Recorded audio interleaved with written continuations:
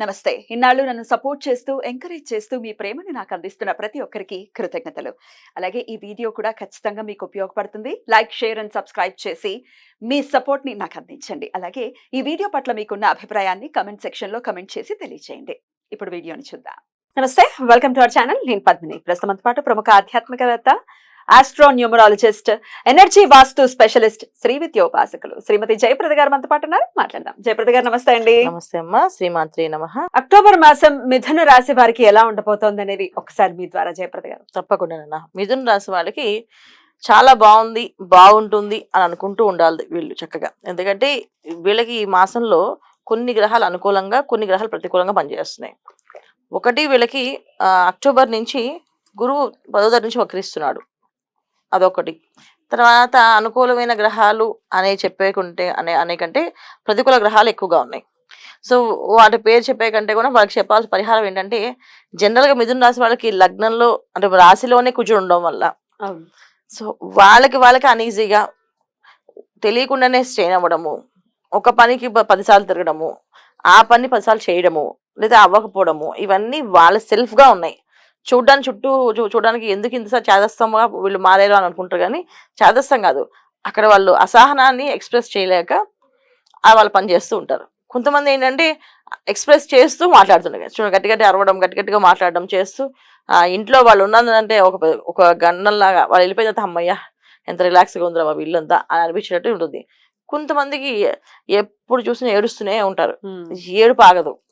ఇది మిథున రాశి కంటే మిథున రాశి వాళ్ళు అలా చేస్తారని కాదు, ఈ మాసంలో వీళ్ళకి కుజుడు వాళ్ళ మిథున రాశిలో ఉండడం వల్ల కొంచెంత అసహనాన్ని ఎక్స్ప్రెస్ చేసి ఓపిక ఉన్న వాళ్ళు, స్టామినా ఉన్న వాళ్ళు ఓపికగా అరిచేస్తారు, ఓపిక లేని వాళ్ళు ఏడుస్తుంటారు. ఇది నన్నే అంటున్నారు అని చెప్పేసి. అందులో ఎక్కువ గృహిణులు కొంచెం ఎక్కువగా బాధ పెట్టే అవకాశం ఎక్కువగా ఉంది. వాళ్ళు ఎక్కువ ఎంత చేసినా సాటిస్ఫాక్షన్ లేకుండా ఇంకా చేయాలని కోరుకునే వాళ్ళు ఉంది. కొంతమంది గృహిణులకి చాలా ఎనర్జీగా పనిచేస్తుంది. ఎందుకంటే ఇక్కడ మనం చెప్పేది గోచార ఫలితాలు. వాళ్ళ జన్మజాతకం ఉండి, డేట్ ఆఫ్ బర్త్ కాంబినేషన్ వాళ్ళకి ఉండి, టైం ఉండి, వాళ్ళ వంశోద దశ అంతర్దశలు ఏం జరుగుతున్నాయో అవి బాగున్నాయని కంఫర్టబుల్గా చాలా బ్రహ్మాండంగా ఉందనుకోండి, అప్పుడు ఈ గోచర ఫలితాలు వాళ్ళ మీద ఎంత ప్రభావం ఉండదు. ఈ గోచర ఫలితాలు ఎప్పుడు ప్రభావం ఉంటాయంటే, వాళ్ళ పుట్టిన తేదీ టైం ఆఫ్ బర్త్ లేని వాళ్ళకి వాళ్ళ పేరునే వాడుతున్నారు, ఆ పేరుకి ఒక రాశి పడుతుంది కదా, అది మిథున రాశి అయ్యి ఉంటే అప్పుడు ఈ ఫలితాలు వాళ్ళకి 50% పనిచేస్తుంటాయి. సో 50% పనిచేస్తే అప్పుడు వాళ్ళకి ఖచ్చితంగా మనం ఈ గోచర ఫలితాలు చెప్పినవన్నీ కూడా వస్తాయి, మ్యాచ్ అవుతాయి.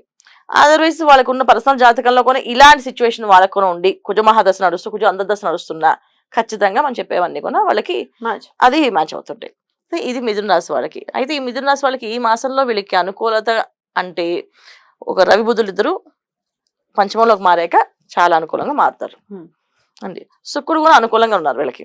సో వీళ్ళు ముగ్గురు అనుకూలంగా ఉన్న వాళ్ళు ఏంటంటే, కొత్త వస్తువులు కొనుక్కోవడం జరుగుతుంది, కొత్త ఇల్లు కొనుక్కోవడం జరుగుతుంది అండి. వాహన యోగంగా ఉంది వీళ్ళకి చక్కగా. తర్వాత పెట్రోల్ వ్యాపారాలు, తర్వాత ఆయిల్ రంగాల్లో ఉన్న వాళ్ళకి కాస్త ఇబ్బందులు ఉన్నాయి. మిగతా అందరికి బాగున్నాయి. ఈ వీళ్ళకి తప్ప మిగతా వ్యాపారస్తులందరికీ బాగున్నాయి.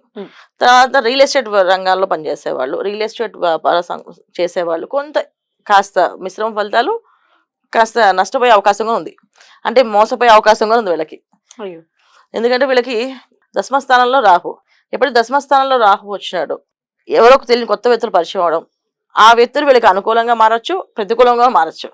సో వాళ్ళు నమ్మి వీళ్ళు డబ్బు ఇచ్చితే మోసపోవచ్చు, లేదా వాళ్ళు డబ్బు ఇన్వెస్ట్ చేసి వీళ్ళని బిజినెస్ చేయించవచ్చు, రెండు జరుగుతాయి. కాకపోతే ఏంటంటే మనము కాస్త నామస్మరణ, దైవనామస్మరణ చేస్తూ ఉంటే అలాంటి మోసపోయే వ్యక్తుల దగ్గరికి వెళ్ళకుండా మనకి సాయం చేసే వ్యక్తుల దగ్గరికి వెళ్ళగలుగుతాం.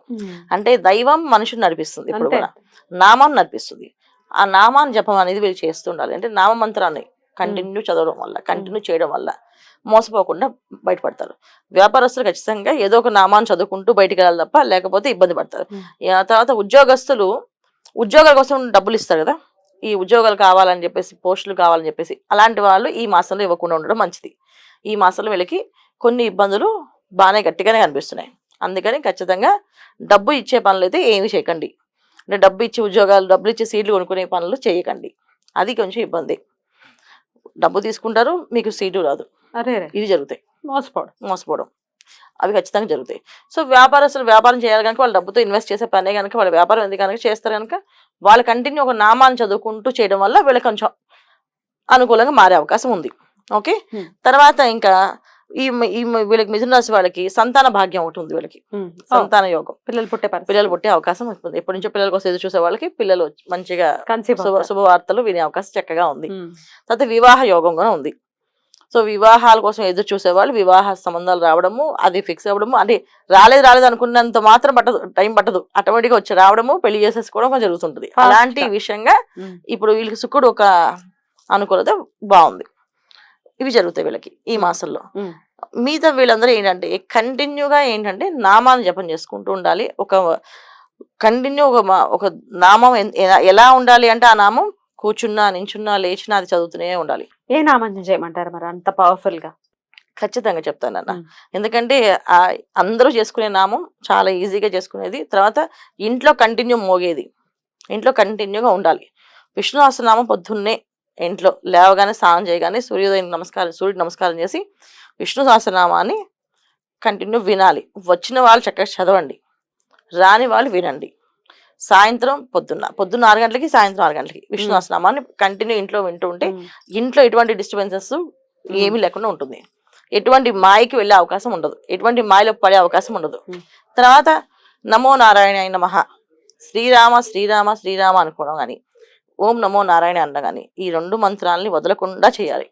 వదలకుండా చేయడం వల్ల వీళ్ళకి అన్ని పనులు అనుకూలంగా జరుగుతాయి. ఏ ప్రాబ్లం ఉండదు. మనం చెప్పినవి ఏ కష్టం కూడా రాకపోవచ్చు, ఎందుకంటే నామానికి ఉండేంత పవర్ దేనికి లేదు. అంతే కలియుగంలో. రైట్. అది అయితే ఇది నామాలు చేసుకునే వాళ్ళకి కానీ రెమెడీస్ లాగా చేసుకోవాలి అనుకుంటే ఎటువంటి రెమెడీస్ ని ఫాలో చేయొచ్చు? తప్పకుండా. సో రెమెడీస్ ఫాలో చేయాలంటే వీళ్ళు ప్రతి బుధవారము గోశాలలో ఆవుకి పాలకూర, నానబెట్టిన పెసలు పెట్టడము, గోశాల చుట్టూ ప్రదక్షిణాలు చేయడము, గోవు ప్రదక్షిణాలు చేయడము, తర్వాత లక్ష్మీనారాయణని పూజ చేయించడం, అంటే లక్ష్మీనారాయణ దేవాలయానికి వెళ్ళడం, అష్టోత్తరం పూజ చేయించడం, అభిషేకం చేయించడం. ఇది పగలపూట తినకుండా వెళ్ళి చేయించాలి.